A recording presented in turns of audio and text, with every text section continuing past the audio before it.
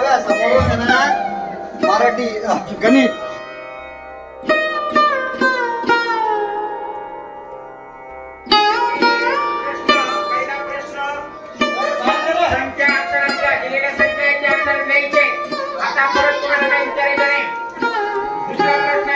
चौथा प्रश्न आहे गुणाकार.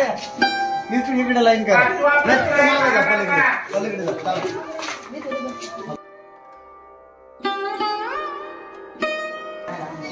मागवा.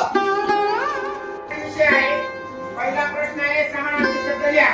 त्याच्यानंतर दुसरा प्रश्न आहे विरुद्धार्थी शब्द लिहा. तिसरा प्रश्न आहे शब्दांच्या जाती लिहा. चौथा प्रश्न आहे पुढील शब्दापासून अर्थपूर्ण शब्द लिहा. अशा पद्धतीने आहे. आता तुम्ही कोणाची बोलायचं नाही, कोणालाही विचारायचं नाही. तुम्हाला